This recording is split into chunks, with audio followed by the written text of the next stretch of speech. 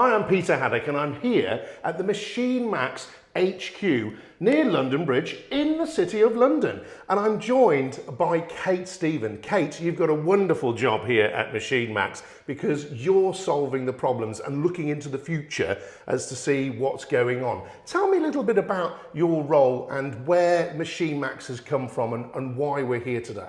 Thanks, Peter. As you said, very exciting role that I have. I'm the head of product and design, and what that really means is I work with our brilliant teams that we have here to understand from our customers and from the industries what the problems are that they're facing, what causes those problems, and then all of the different ways that we can solve them.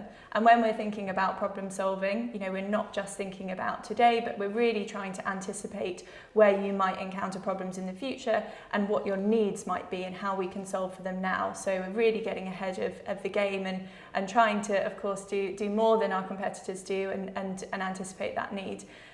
We work a lot with data, and that's really the core of our value. So bringing all of this data together and outputting it in a way that is useful and usable to you, and ultimately reducing the time that it takes from getting data to actually being able to action an improvement or a change. Well, that's really interesting because, folks, I came across Machine Max at the FutureWorks show and just before the show when you were working with Plantforce Rentals, one of the big players in the market, to set up a virtual site. There was a physical site down in the Stratford-upon-Avon and then beamed into FutureWorks using your technology. And what you were talking about there was real time. Now, real time is where it's at, isn't it, right now? And you've got devices, one's literally down there, you're going to hopefully show me in a moment, that help you get that real-time data and process it. But I'm interested in that. Tell me a little bit of how it works and the device you use. Yeah, absolutely. So this is our device. Fits within the hand, magnetic, very easy to install. And what this does is through vibrations and various other information, we take GPS as well, we have algorithms that can then predict what your machine is doing in terms of activity specifically for this sensor. And what that allows us to do then is to tell our customers exactly what's happening with their machine in real time, as you say. And real time is so important because, we can look at retrospective data and we can understand what's happened, but what we're really trying to work for at Machine Max is enabling someone to make a decision in the moment to proactively manage that change and to proactively make improvements. So we started off with this sensor, and that was our core at the very beginning 4.5 years ago. Where we've got to today is actually around this concept of being source and device agnostic, data agnostic. So we pull data in from lots of different sources, whether that's third-party sensors, our own sensors, or OEM telematics. But the real differentiator for this is that it provides that real-time versus a cumulative retrospective view of data. And what's really interesting for me about that, folks, is how you work in the UK as a business. We all see out there, and it's getting even more so, people have different OEM manufacturers' equipment to do different things. And I've even seen people recently that have switched from one OEM to the other just because of availability of equipment. Now that's fundamentally changing the way that the whole industry works. I don't think we've got a big player in this market that has all of one OEM's equipment. I don't think that will ever be the case.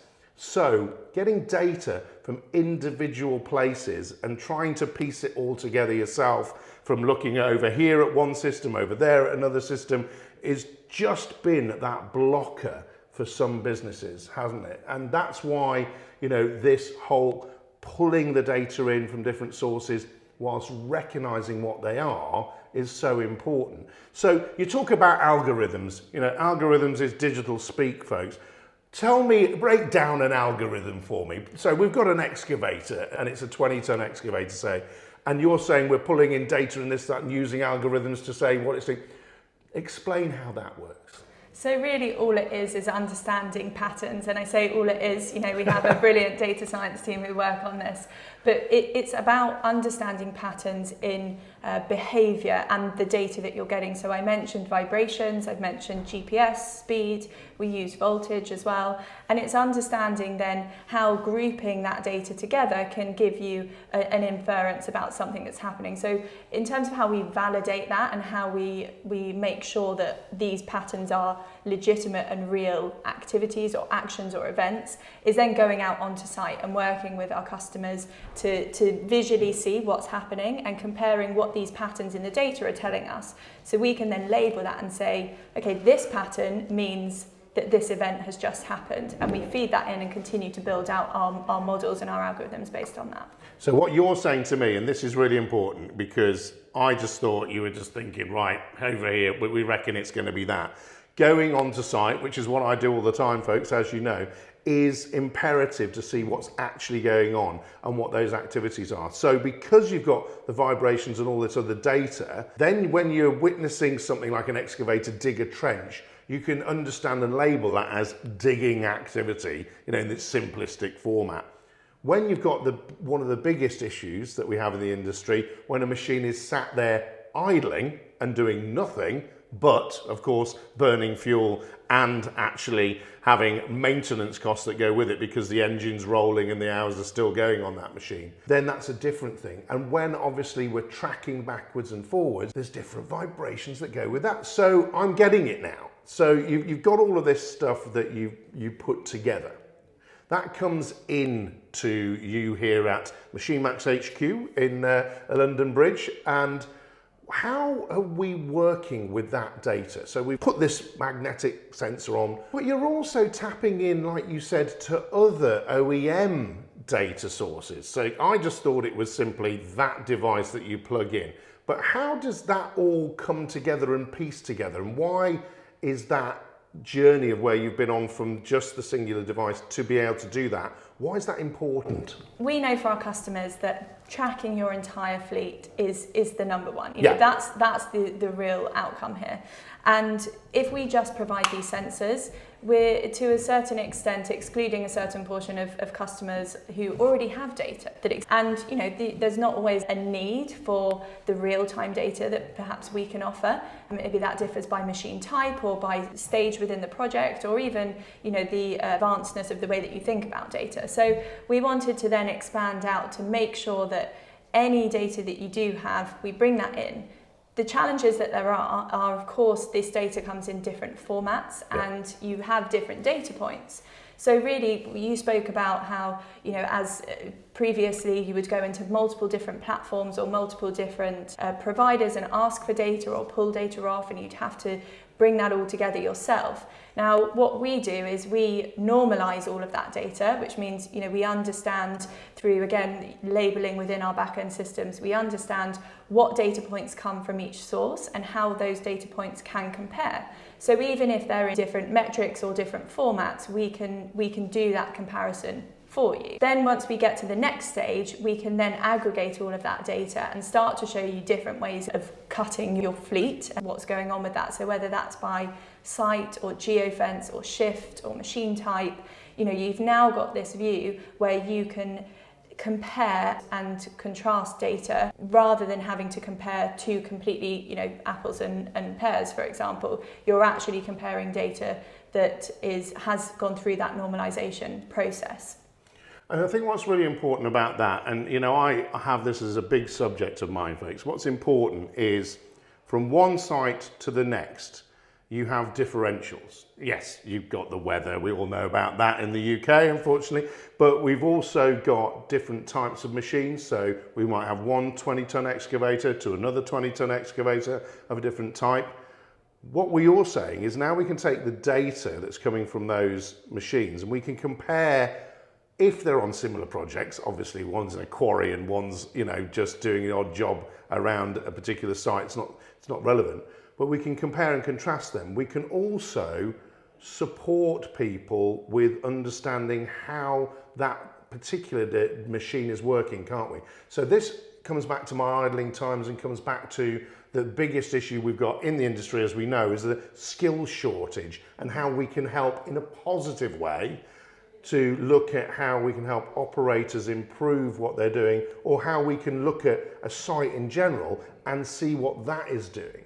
So How do we find that information from what you're saying? How does it presented to me? Have I got a big printout, or do I see it, on a screen, or what's happening? So right now today we have a platform so you can log in and you can see that data in a dashboard format. So we give you certain views of your data in graphs, trends over time, understanding those key metrics to you, but also the ability to deep dive into the detail. Now, where you mentioned around operators, what we're very aware of is that it's not just machines on a site, about machines, but actually there's a whole ecosystem that exists. And in order to make those improvements, to improve productivity, to save costs, it's often the operators who are going to be the ones actioning that change. So it's really important to get them into this experience, into this journey. So what we're looking at is how can we link those and how can we make that data more tangible for the operators to really understand the impact of what they're doing. So, actually as an operator, what is my cost of idling every day and how is that changing over time? And as humans, we want to improve, we have that competitive nature, some of us more than others, but it's also about bringing that into the day-to-day life of the operators so that they can understand and they have that visibility in order to then improve. And I think what's interesting about that, and I've done this conversation with people for quite a long time now, particularly starting in the mining and the quarrying sectors, is team, right? Teamwork makes the dream work, folks, and the team element is really important because what I like about what I've been hearing from the likes of PlantForce and Flannery that I've talked to that use your system is actually sharing that information in an operator community helps people to understand the implications of different activities, but also helps that mentoring that we need from experienced people to new people that are coming into the industry. And again, it also helps to justify the value of upskilling. And for me, the brains in any machine are not the computer, it's not the data, I'm afraid, Kay, it's the operator themselves. And when we get that kind of behaviour that's positive for everyone, then actually we can change outcomes. Now, when I was looking at the FutureWork data on the screen, we saw different things like the CO2 emissions, the fuel burn, the percentages, the averages, the different things. What I'm interested in understanding is, you've said we can aggregate all this, we can do this. If I'm interested in specific things as a customer, can I do that deep dive, or can I just say to you, look, set up a dashboard on this, and I want it not just to be with my site team or me and my head office, but my customer group wants to see that as well. Is that kind of possible, or is it that too complicated? So, of course, everything is possible, and we are working towards that 100%. So how Machine Max works is that we don't want to build one thing for one customer and then go out and build another thing for another customer. Yeah. We want to make sure that what we're building is actually really useful and scalable across the industry, because really what we're all trying to do is drive that change at an industry level. So we know that there are nuances between customers. We know there are always different needs, maybe different ways of showing the data or different ways of measuring the metrics. So we haven't got the full answer to that yet within the platform. But what we're doing at the moment is going through a process of understanding from our customers what those are. So we're creating a lot of different dashboards outside the platform, working with customers to understand how they're using that data and how much that either is similar or is different to other sites.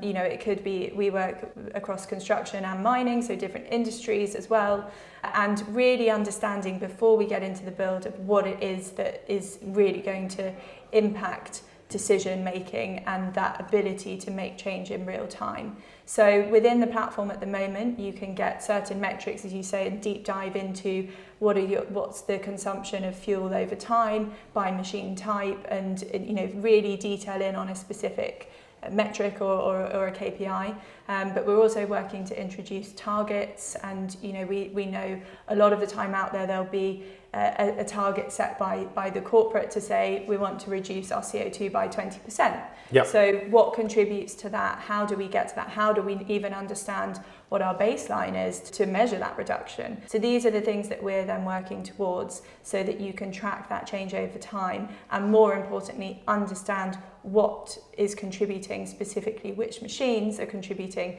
to that increase or decrease and the move towards your target. and as part of that, bringing operators along the journey. What's really interesting about that is I've been doing some work recently with National Highways, and of course we have them as a very big client in the UK marketplace, and what they're talking about is obviously their net zero journey. Now, for me, there is currently no benchmark for the industry as to how we measure what you're talking about there, how we compare like for like, or apples and oranges, or whatever you'd like to call it. I think that is lacking in the industry right now, and I think those standards have to come down the track. So what you're doing there, showing people that data and that information, what's possible, is hopefully, in my book, going to lead to a greater level of understanding and standards set within the industry. I'd like to see that happening, so let me know when that conversation is going to be had. But equally, clients are saying these things. How do we, as an Earthworks PLC in the UK, for example, and globally, give them that information in the right way as well? Because what does today look like? And where is that barrier to 20% reduction? Because if you don't know what you're using right now, which is probably quite honestly, most of the industry can't measure that, then how can you say we've got a 20% reduction? What are the things that you're putting in place to be able to support people that need to or want to do that? And I know you're working with some of the big players that we mentioned already, but that's important, isn't it? Yeah, absolutely. So there's two sides of it. There's your baseline as an individual company, or as an individual project, a site, and then there's the industry standards and really how you're comparing to that. So if we start off with the industry standards and understanding how am I performing against the industry, we're in a really lucky position where we have a huge amount of data. We've got thousands and thousands of data points coming in every second from all these different sources that then allow us to say we can cut that data in different ways and understand over a period of time at specific points in a project really what is that average right now. And of course that's going to continue to change and flux, hopefully, as all individual organisations improve and push change on the industry.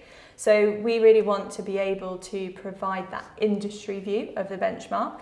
And then if we take it into a specific customer, we completely acknowledge that this is something new to a lot of site managers or to project managers, whatever that role might be, sustainability managers, and they need our help. We have the resource, we have the capability within our teams from a data side, really specialist on that. And with that knowledge and capability, we can then start to, for your specific makeup of the project, so which stage are you at, how many machines do you have, what type of machines, if we can then take all of those data points and say, okay, we had a similar project actually that had this same makeup and this is how this performed.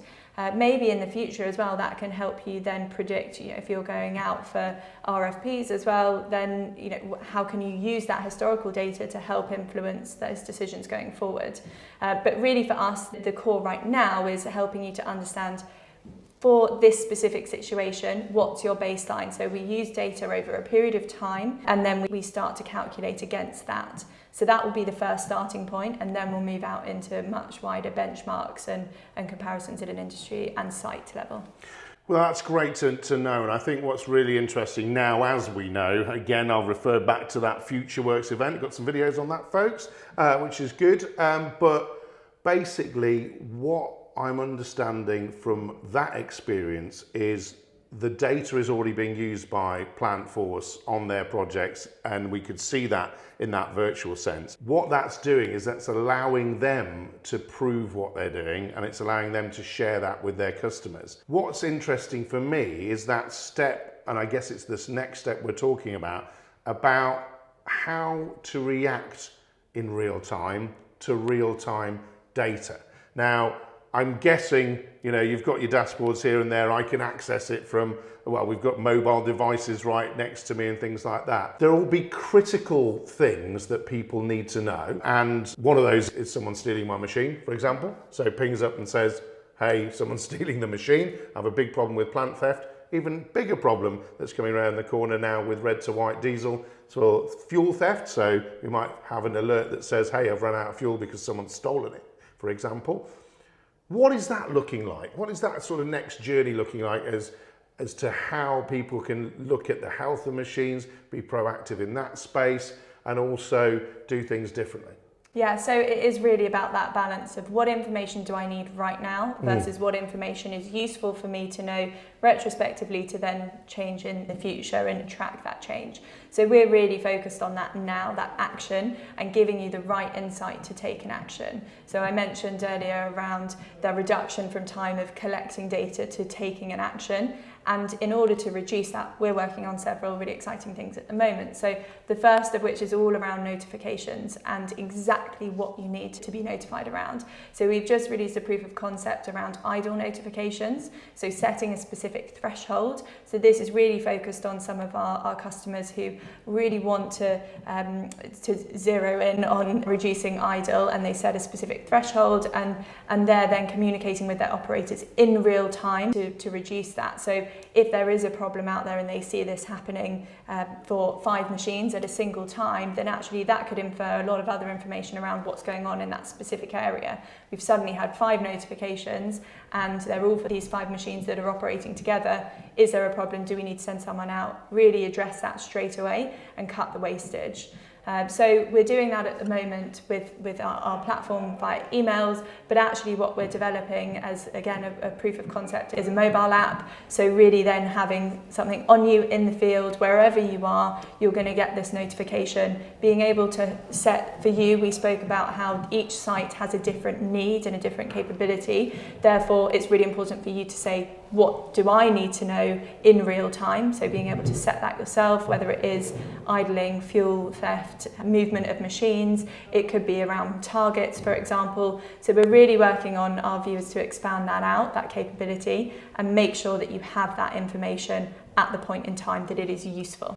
And one of those great examples that I've heard in the industry is the prime mover's gone down. And we've got a ruck of ADTs that are literally sat there idling away thinking, well, something's not happening in front of me. That message of the machine going down, well, someone's trying to fix it, it's going to be 5 minutes, it's going to be there, but the message, the simple message that could come ping through to me is turn your engine off. We might be 20 minutes here, we might be an hour here, just turn your engine off. Let's stop that idle time. We're going to fix the problem, and off we go. That in itself saves fuel, and fuel is going through the roof at the moment. So it must be a big focus for you. But the other thing that really excites me about all of this is that continuous evolvement, that continuous data change and transfer and information. And also this collective data pool that you are producing every day. And, it doesn't need to be, an individual business or whatever. With that pool of information on the different types of equipment, on the performance of different things, that's actually going to be quite interesting, because I see manufacturers all the time. It's a new machine, it's 20% better here, it's 15% better there, it's got superpower mode and all the rest of it. But when you're pooling data with the same types of machine, you can actually see overall performance of that machine and gauge that against competitor OEM machines as well, can't you? Which does give a kind of benchmark of performance for individual categories and machines. Yes, there is a context for that, but that's where this could all lead, isn't it? Yeah, absolutely. We're very conscious around the procurement process of machines, whether it's a hire company buying them or whether it's then a contractor renting those machines. These are the types of decisions that they have to make from a cost perspective. So we're also looking at conversations we can have with the OEMs to understand how we can contribute to development of those machines. And, we have a huge amount of data that, we can't necessarily share with them, but we can be a partner for them to understand what the differences are, where they might be falling down and that sort of thing. So 100% is really important that this data does more than just tell you, when you've been idling for too long, but actually it influences decisions around procurement, around insurance, around maintenance. There's so much potential for where we can take this. Yeah, and I'm seeing all of this data, folks, is the Earthworks PLC data center here at HQ for MachineMax. And the other thing I want to sort of wrap up with is, I do believe that we've got to make data interesting for the individuals that it relates to. So if I'm an operator, I want to understand what's happening with my machine. I'm not interested in all of this stuff over here and Gumpf at the top and whatever else. But I want to understand what training or what investment in me as an individual or what a new machine can do for me, because as an operator, for example, you have a lot of influence on the purchasing of machines. So if I can say to my boss, hey, listen, you know, I've managed to get this idle time down, all of this stuff, I've actually created a really good space here, and guess what, if I could do that in a brand new excavator, then I'll be saving even more money. That justifies investment decisions, but it also puts the operator in the driving seat for data as well, because I do believe that the operator has a huge role to play in this, and I don't believe necessarily that's been communicated as well as it could be, and I think that's important to me. How do you think we can move forward with that so we bring the whole of the industry together? Yeah, I completely agree. And something that we've been speaking about a lot recently is how do we demystify data? Yeah. So how do we make it accessible? And part of that is about being really considered with what data you show. So we could produce, huge spreadsheets of data. We have so much in our systems, but actually, if you're not used to interacting with data, or if you don't have an interest, as you say, as a single operator, you have your machine that you're interested in and not everyone else's, then that's all irrelevant, and it takes time to sift through that information and make a decision. So for us, the focus is on that demystifying and being really, really considered, and making sure then that it is accessible for whoever is using it, and flexing the product that we have. An operator has a different need and a different outcome that they want to drive versus a sustainability manager in the head office. And we need to make sure that our product and our experiences across the different devices, whether it's on a mobile or on your laptop, that flexes to the different needs to make sure that everyone is included, and we're taking into account this whole ecosystem of a site, everyone and everything that operates on that.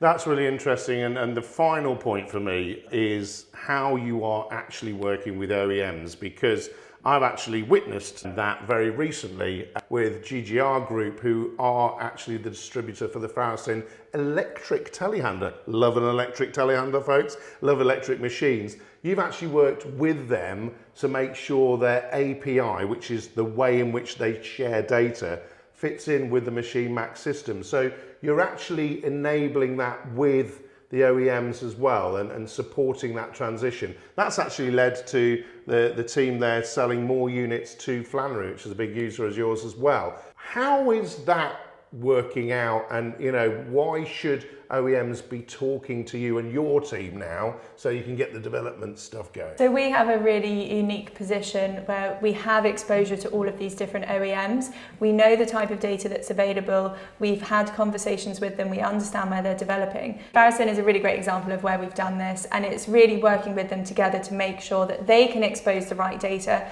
that they build their machines and the computers within their machines to expose that data to then feed into systems like ours, and make sure that ultimately the customer, we're both working towards that same goal, has the view of the data that they need, that's important to them to drive change. And it is change that's happening here at Machine Max HQ in London Bridge, in the City of London, folks. And it's been great to meet you today. What a fantastic discussion. We were only going to have a small chat, folks, but I'm sorry, that's the way it goes when there's a lot to talk about. Machine Max, Kate, it's been great to see you today. Thanks ever so much for sharing your time. Brilliant. Thanks, Peter.